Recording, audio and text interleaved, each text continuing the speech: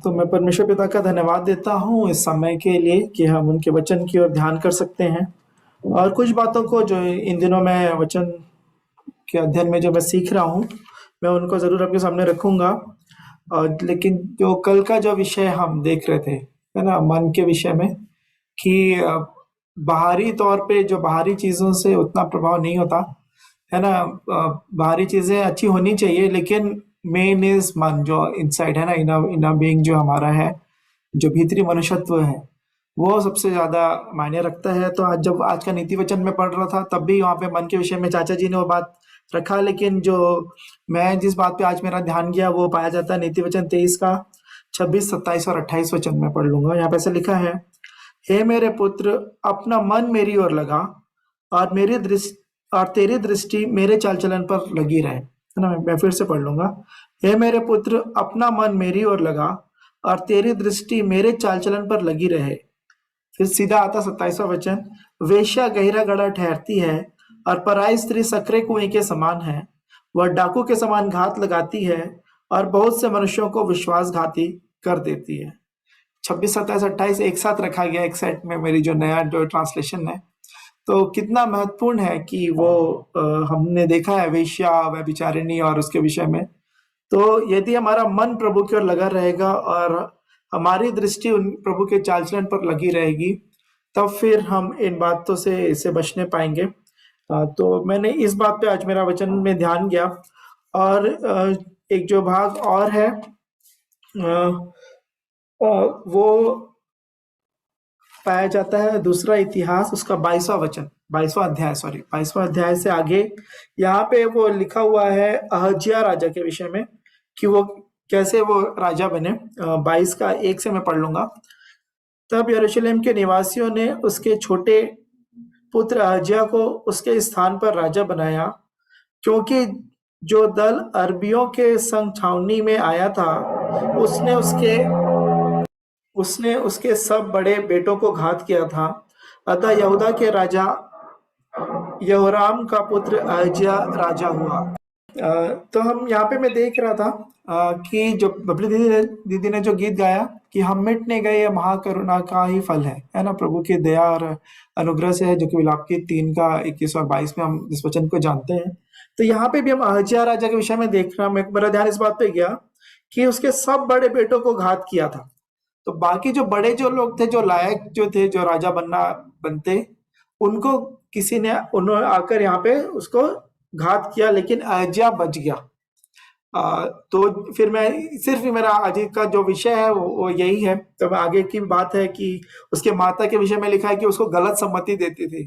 तो मेरा ध्यान फिर माताओं की तरफ भी गया कि मैं बोलूं कि माता है, अपने बच्चों को हम कैसे शिक्षा दे रहे हैं, क्योंकि वो सबसे पहली टीचर होती है घर में, जब जो माता होती हैं, है ना? और बहुत अच्छे माता और नानी का हमने देखा था तीमुथियुस के विषय में, है ना? जो उन्होंने उसको कैसे उसको बढ़ाया था। लेकिन यहाँ पे ये इसके विषय में लिखा है। और जब हम पिछले दिनों आसा राजा के विषय में देख रहे थे कि उसकी माता ने मूर्त कुछ खड़ी करा ली थी, तो जिसकी वजह से उसने उसको तोड़वाया था, है ना? और उसको राजमाता के पद से भी हटा दिया था।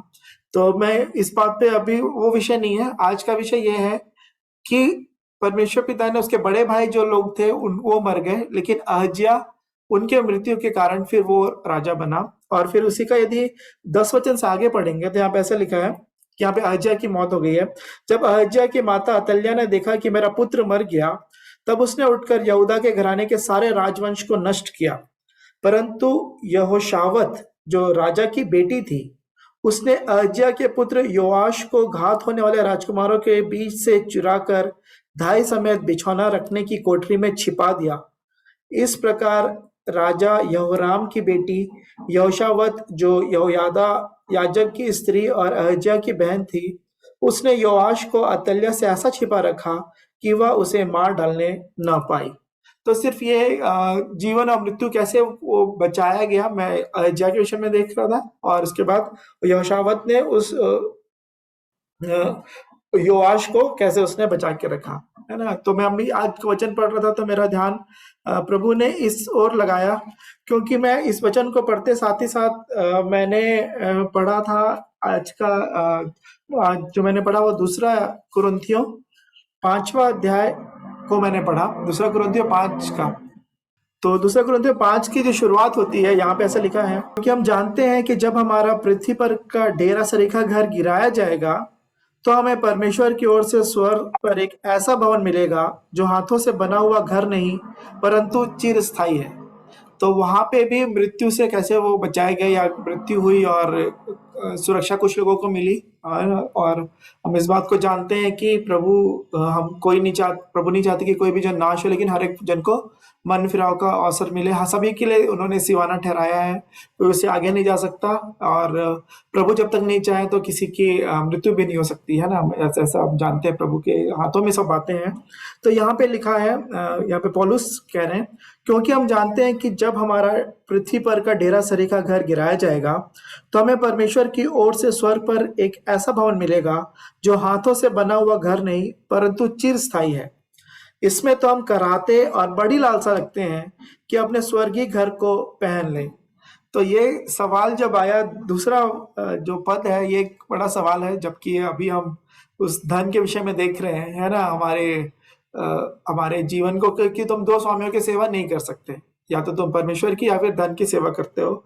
और यहाँ पे दूसरा जो वचन है वहां पे लिखा है, इसमें तो हम कराहते और बड़ी बड़ी लालसा रखते हैं कि अपने स्वर्गीय घर को पहन लें।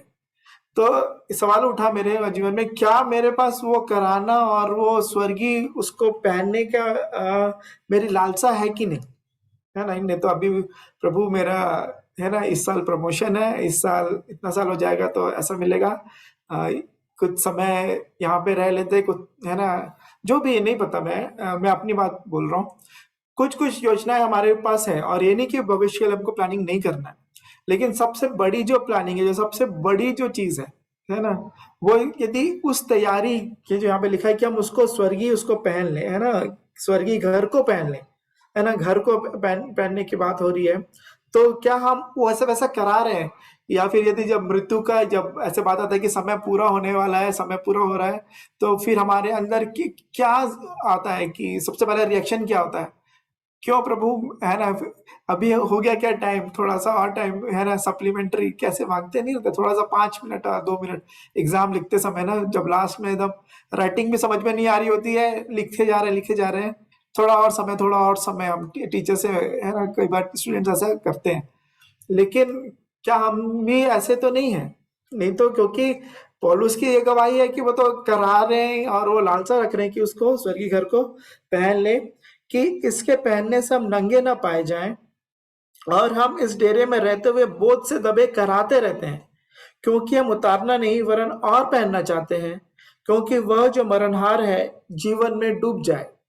जिसने हमें इसी बात के लिए तैयार किया है वह परमेश्वर है, जिसने हमें बयाने में आत्मा भी दिया है। तो इस बात की तैयारी के लिए परमेश्वर पिता ने हमको अपना आत्मा भी दिया है। तो क्योंकि यदि फिर हम आत्मा के अनुसार चलते हैं, है ना, तो फिर हम सब जानते हैं रोमियो 8वां अध्याय, है ना, कि आत्मा से देह की क्रियाओं को मारोगे तो तुम जीवित रहोगे, है ना। तो जीवित रहने का मतलब ये शरीर में जीवित रहने की बात नहीं है, वो आत्मिक जीवन में जीवित रहना, और उस स्वर्गीय घर में जाने के लिए हमारी वो तैयारी है, हम उसमें वहां पे जाने के लिए हम तैयार हैं। फिर यहाँ के भी जो समस्याएं भी जो हैं, वो फिर छोटी लगने लगती हैं, क्योंकि अब फिर हमारा ध्यान ही फिर चेंज हो जाता है। समस्याएं, जो मैं कहता हूँ, या परेशानियां जिसको हम जो टेंशन लेके आती हैं, जो भी होता है, जो चिंताएं हैं, तभी आती हैं कि जब हम कुछ सोचने लगते हैं कि हमारा भविष्य कैसे होगा, है ना, बच्चों का, फिर और आगे जो भी करियर वाइज है, फैमिली वाइज है, बहुत सारी चीजें जो कि संसार के तक ही जो की बातें सीमित रहती हैं, धन संपत्ति के विषय में, प्रॉपर्टी, जो भी बातें हैं, यदि उसमें ध्यान रहने से और बोझ बढ़ने लगता है। तो मुझे वो मत्ती 6 का 33 वचन भी याद आ रहा है कि सबसे पहले तुम मेरे राज्य और धार्मिकता की खोज करो, तो ये सब तुम्हें, वस्तुएं तुम्हें यूं ही मिल जाएंगी। और फिर आगे लिखा है, कल की चिंता तुम मत करो। तो मैं वहां पे, क्योंकि कल का दिन, है ना, अपनी चिंता आप कर लेगा, आज के लिए आज ही का दुख बहुत है। तो मैंने इसको इस बात से ऐसा समझा कि हम जो आज जो चीज हो रही है, जो सॉल्यूशन हमको आज करना चाहिए, है ना, जो चीजों को ध्यान देना चाहिए, उसको तो ध्यान नहीं दे रहे, या दे रहे हैं हम एडिशनली हमको यदि 10 क्वेश्चन आज के सॉल्व करने हैं, तो हम कल का जो अगले दिन का जो 10 क्वेश्चन है उसको भी लाके उसको 20 बना लेते हैं कई बार, कि जब वो समय आएगा तो उस समय उसको देख लेंगे। आज का जो समय है ना, उसमें क्योंकि एक और ये बात भी है कि यदि आज हम सही रहेंगे तो हमारे कल पे उसका प्रभाव पड़ता है ना। यदि आज मैं काम नहीं करूंगा, मेरा जो ऑफिस का काम है, मैं उदाहरण दे रहा हूँ कि अभी बहुत टाइम पड़ा है ना, डेडलाइन अभी जो उसका पेमेंट का टाइम है वो 5 दिन बाद है, तो मैं आज को पेमेंट करूँ, है ना, मैं तो चौथे दिन भी कर सकता हूँ। लेकिन मुझे नहीं पता कि चौथे दिन में कुछ अर्जेंट वर्क आएगा, कुछ एच की हेडक्वार्टर्स मुझे कुछ मांगेगा, मेरा जो बॉस है, और कुछ सिचुएशन बदल जाएगी। तो मुझे जो मेरा जो काम मैं आसानी से आज कर सकता था, यदि मैं उसको आज नहीं कर रहा हूँ, तो फिर मुझे मेरे लिए उस दिन एक जो अर्जेंट जो काम आ गए वो, और जो मेरा काम है वो तो एडिशनली अब वो मेरे लिए और बड़ी चिंता का वो कारण बन गया। तो मेरा अभी जो ध्यान जो इस वचन में जब जा रहा था कि क्या हमारी वो जो तैयारी होनी चाहिए, है ना, जो गीत भी हमने गाया कि अपने आप को सियोन देश हमारा है देश, रहते हैं परदेश, है ना, और फिर तो हम हमारे लिए जो, क्या हम वैसे तैयारी में सच में हम अपना जीवन जी रहे हैं कि नहीं, या फिर अभी भी बहुत सारी बातों ने हमको जकड़ के रखा है, पकड़ के रखा है। और सबसे बड़ा जो कारण जो होता है वो है धन के विषय में, जो पाप और जो चीजें हैं, वो धन है ना, रुपए हर प्रकार के बुराई की जड़ है, ऐसा लिखा है, हम जानते हैं पहले तिमुथियुस में। तो वहां से जब बात शुरू होती है तो फिर उसके बाद फिर जो पाप है और ये सारी जो चीजें हमको और ज्यादा चिंता में लेके आती हैं। और हमने इस बात को भी जाना, शैतान का जो काम है वो सिर्फ भय उत्पन्न करना है। चिंता मतलब भय, आपको डर लग रहा है कि अब क्या होगा, क्योंकि हमको पता नहीं है कि भविष्य में क्या होगा, लेकिन हम कुछ चीजों से सोच के उसको और बढ़ाते हैं कि अगर ऐसा नहीं हुआ तो ऐसा हो जाएगा, है ना, अगर अभी ऐसा हो रहा है तो आगे क्या पता और कैसा होगा। ऐसा करके हम चीजों को हम और ज्यादा हम बढ़ा लेते हैं, समस्याएं जो कि होती भी नहीं है। किसी स्टडी या किसी ने ऐसा बताया भी है कि किसी ने देखा कि यदि जो चिंताएं जो हम करते हैं 80% जो चीजें हैं उसके लिए चिंता करने की आवश्यकता ही नहीं है। 80% ऐसी जो चीजें हैं जिसके लिए हम चिंता करते रहते हैं वो चिंता करने के लायक भी नहीं होती हैं। तो अभी जो ध्यान भटकाने वाली बात है ये जो चिंता है, और जो, क्योंकि यहाँ पे जो हम ध्यान जब देख रहे हैं 2 कुरिन्थियों 5 में पौलुस का जो ध्यान है वो सीधा कह रहे हैं, क्योंकि हम जानते हैं, है ना, ये बात वो हम जानते हैं कि जब हमारा पृथ्वी पर का डेरा सरी का घर गिराया जाएगा तो हमें परमेश्वर की ओर से स्वर्ग पर एक ऐसा भवन मिलेगा जो हाथों से बना हुआ घर नहीं परंतु चिर स्थायी है। इसमें तो हम कराहते और बड़ी लालसा रखते हैं कि हम अपने स्वर्गीय घर को पहन लें। तो जरूर से ये सवाल अपने आप से हम पूछें, क्या हम वो करा रहे हैं, वो लालसा प्रभु के घर को पहनने के लिए है या नहीं। यदि है तो बहुत ही अच्छी बात है, प्रभु का धन्यवाद हो। तो बहुत सारे जो बोझ हैं फिर हम ना, हमारा लगेज फिर बहुत हल्का होगा। मेरा ऐसा विश्वास है, यदि हमारी ऐसी सोच है, कराना है और लालसा है कि इससे पहनने से हम नंगे ना पाए जाएं, क्योंकि हम इस डेरे में रहते हुए बोझ से दबे कराते रहते हैं, क्योंकि हम उतारना नहीं वरन और पहनना चाहते हैं, ताकि वह जो मरणहार है जीवन में डूब जाए। जिसने हमें इसी बात के लिए तैयार किया है वह परमेश्वर है, जिसने हमें बयाने में आत्मा भी दिया है। अतः हम सदा ढाढ़स बांधे रहते हैं और यह जानते हैं कि जब तक हम देह में रहते हैं तब तक प्रभु से अलग हैं, क्योंकि हम रूप को देखकर नहीं पर विश्वास से चलते हैं। है ना, अद्भुत बात है कि देह को छोड़ने के लिए तैयारी जो है, यहाँ पे पौलुस कितना वो इस बात से कह रहे हैं, है ना, क्योंकि हम देखकर नहीं, हम विश्वास से चलते हैं।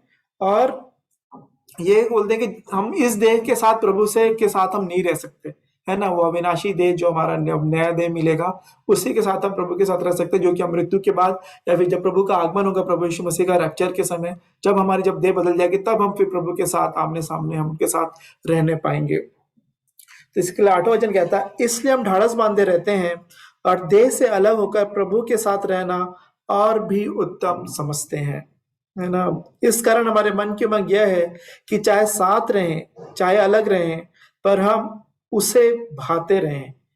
तो यहाँ तक बात हमारे इच्छा ये रहे जहां कहीं भी रहें, चाहे हम संगति में आपस में रहें या पौलुस से कह रहे हैं कि उनके साथ रहें या उनसे दूर रहें, तब भी हम प्रभु को भाते रहें। ये महत्वपूर्ण बात है ना। लोगों से को हम संगति में आते हैं तो बहुत आनंद मिलता है एक दूसरे से, संगति से, लेकिन यहाँ पे कह रहे हैं प्रभु को भाते रहें। फिर 10वां वचन है, क्योंकि अवश्य है कि हम सबका हाल मसीह के आसन के सामने खुल जाए और हर एक व्यक्ति अपने अपने भले बुरे कामों का बदला जो उसने देह के द्वारा किए हो पाए। हमने इसको पहले भी हम देख लिए हैं। और फिर यहाँ पे जो 11 वचन से आगे जब हम पढ़ेंगे तो यहाँ पे ऐसा लिखा है, इसलिए प्रभु का भय मानकर हम लोगों को समझाते हैं, परंतु परमेश्वर पर हमारा हाल प्रकट है और मेरी आशा यह है कि तुम्हारे विवेक पर भी प्रकट हुआ होगा। हम फिर भी अपनी बड़ाई तुम्हारे सामने नहीं करते, वरन हम अपने विषय में तुम्हें घमंड करने का अवसर देते हैं कि तुम उन्हें उत्तर दे सको जो मन पर नहीं वरन दिखावटी बातों पर घमंड करते हैं। फिर से वो मन की बात आ गई कि मन में जो लोग हैं, है ना, वो बाकी लोगों के विषय में कह रहे हैं कि उनको निरुत्तर करना है उनको, क्योंकि वो दिखावटी बातों पर घमंड कर रहे हैं। जो बातें हम दिखा रहे हैं, है ना, मीटिंग में मिल रहे हैं, हम बाइबल पढ़ते हैं, हम प्रेयर करते हैं, हम ये करते हैं, वो करते हैं, सब बातें अच्छी है, लेकिन सिर्फ वो दिखावा नहीं होना चाहिए। वो मन से भी वही होना चाहिए, जो मन में है वो बाहर होना चाहिए। हमने कपटियों के विषय में हम पहले से अध्ययन कर चुके थे। बात फिर से प्रभु ने, जब मैं इस वचन को मैं पढ़ रहा था तो प्रभु ने मुझे स्मरण दिलाया और मैंने इन बातों को सीखा। और जब हम कहते हो, ये हो गई पौलुस की बात, और फिर यही बात अभी मैं जब देख रहा था, मैं वचन को पलट रहा था, तो ये बात पतरस भी कहते हैं, है ना, कि 2:11 में, पहला पतरस 2:11 में हम सब जानते हैं ये, हे प्रियो, मैं तुमसे विनती करता हूं कि तुम अपने आप को परदेशी और यात्री जानकर उन सांसारिक अभिलाषाओं से जो आत्मा से युद्ध करती हैं बचे रहो। अन्य जातियों में तुम्हारे चाल चलन में तुम्हारा चाल चलन अन्य जातियों में तुम्हारा चाल चलन भला हो, ताकि जिन जिन बातों में वे तुम्हें कुकर्मी जानकर बदनाम करते हैं, वे तुम्हारे भले कामों को देखकर उन्हीं के कारण कृपा दृष्टि के दिन परमेश्वर की महिमा करें। तो यहाँ पे परदेशी और यात्री का जीवन जीते हैं। और यहाँ पे उनकी एक और गवाही है, जिस वचन को हमने पिछले दिनों भी देखा था, 2 पतरस 1 अध्याय और उसका आगे मैं 3 से आगे पढ़ रहा हूं, क्योंकि उसकी ईश्वरीय सामर्थ ने सब कुछ जो जीवन और भक्ति से संबंध रखता है, क्योंकि उसकी ईश्वरीय सामर्थ ने सब कुछ जो जीवन और भक्ति से संबंध रखता है हमें उसी के पहचान के द्वारा दिया है, जिसने हमें अपनी महिमा और सद्गुण के अनुसार बुलाया है, जिनके द्वारा उसने हमें बहुमूल्य और बहुत ही बड़ी प्रतिज्ञाएं दी हैं, ताकि इनके द्वारा तुम उस सड़ाहट से छूटकर जो संसार में बुरी अभिलाषाओं से होती है, ईश्वरीय स्वभाव के संभागी हो जाओ। इसी कारण तुम सब प्रकार का यत्न करके अपने विश्वास पर सद्गुण, सद्गुण पर समझ, और समझ पर संयम, और संयम पर धीरज, और धीरज पर भक्ति, और भक्ति पर भाईचारे की प्रीति, और भाईचारे की प्रीति पर प्रेम बढ़ाते जाओ। क्योंकि यदि ये बातें तुम में वर्तमान रहें और बढ़ती जाएं, तो तुम्हें हमारे प्रभु यीशु मसीह के पहचान में निकम्मे और निष्फल न होने देंगी। क्योंकि जिसमें ये बातें नहीं, वह अंधा है और धुंधला देखता है, और अपने पिछले पापों से धूल कर शुद्ध होने को भूल बैठा है। इस कारण हे भाइयों, अपने बुलाए जाने और चुन ले जाने को सिद्ध करने का भली भांति यत्न करते जाओ, क्योंकि यदि ऐसा करोगे तो कभी भी ठोकर ना खाओगे, वरन इसी रीति से तुम हमारे प्रभु और उद्धारकर्ता यीशु मसीह के अनंत राज्य में बड़े आदर के साथ प्रवेश करने पाओगे। तो जो पूरा पैसेज है कि उस अनंत राज्य में प्रवेश करने का, जो बड़े आदर के साथ जो प्रवेश करने का भी वो यहाँ पे वो उनको ये सिखा रहे हैं पतरस।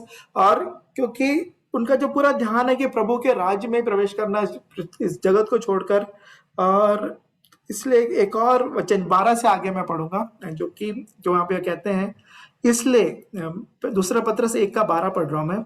इसलिए यद्यपि तुम ये बातें जानते हो और जो सत्य वचन तुम्हें मिला है उसमें बने रहते हो, तो अभी मैं तुम्हें इन बातों की सुधि दिलाने को सर्वदा तैयार रहूंगा। वो क्या है? मैं यह अपने लिए उचित समझता हूं कि जब तक मैं इस डेरे में हूं तब तक तुम्हें सुधि दिला दिला कर उभारता रहूं, क्योंकि यह जानता हूं कि मेरे डेरे के गिराए जाने का समय शीघ्र आने वाला है, जैसा कि हमारे प्रभु यीशु मसीह ने मुझ पर प्रकट किया है। इसलिए मैं ऐसा यत्न करूंगा कि मेरे कूच करने के बाद तुम इन सब बातों को सर्वदा स्मरण कर सको। तो कितना ज्यादा उनकी तैयारी है ना, उस डेरे से कूच करने के लिए। और ये बात हम सब जानते हैं, गलातियों एक में फिलिपियों में जो पौलुस कहते हैं, फिलिपियों पहला अध्याय और उसका 21 वचन, क्योंकि मेरे लिए जीवित रहना मसीह है और मर जाना लाभ है। पर यदि शरीर में जीवित रहना ही मेरे काम के लिए लाभदायक है, तो मैं नहीं चाहता कि किसको चुनूं, क्योंकि मैं दोनों के बीच अधर में लटका हूं। जी तो चाहता है कि कुछ करके मसीह के पास जा रहा हूं, क्योंकि यह बहुत ही अच्छा है, परंतु शरीर में रहना तुम्हारे कारण और भी आवश्यक है, इसलिए कि मुझे इसका भरोसा है। अतः मैं जानता हूं कि मैं जीवित रहूंगा, परंतु सबके साथ रहूंगा, जिससे तुम विश्वास में दृढ़ होते जाओ और उसमें आनंदित रहो। और जो घमंड तुम मेरे विषय में करते हो, वह मेरे फिर तुम्हारे पास आने से मसीह यीशु में अधिक बढ़ जाए। तो ये मृत्यु और ये कितना उनके लिए कितनी छोटी बात है, या फिर कितने अच्छे रूप से उसको वो देखते हैं कि उसकी तैयारी उनके पास कैसी है। क्योंकि हम जानते हैं कि प्रकाशित वाक्य में लिखा है, शैतान जो है बड़े जोर से आ रहा है आक्रमण करने के लिए, पूरी ताकत लगाकर, क्योंकि उसको पता है कि उसके पास थोड़ा समय मिला उसको, है ना। तो जो शत्रु है वो तो पूरे तैयारी से आ रहा है, उसको पता है कितना समय मिला है, उसका पूरा उपयोग करना चाह रहा है। और यहाँ पे पौलुस ये कह रहे हैं कि जितना भी मेरे को सब प्रभु समय दे रहे हैं, उसका मैं भरपूर प्रयोग करूंगा। पतरस भी ये कह रहे हैं, जब तक मेरे पास है ना। कि फिर एग्जाम का जैसे मैं बात बोला, लास्ट में बोलते हैं आधा घंटा बचा है, 15 मिनट बचा है, कितनी तैयारी, कितना वो करते हैं, है ना। हमारा ऑफिस का जैसे बंद होने का टाइम हो रहा है ना, तो उसके पहले आप पूरा काम खत्म करना चाहते हैं। तो क्या वैसे हमारी, मेरी तैयारी, सॉरी हमारी नहीं है, ये मेरी, हम सबके लिए व्यक्तिगत है।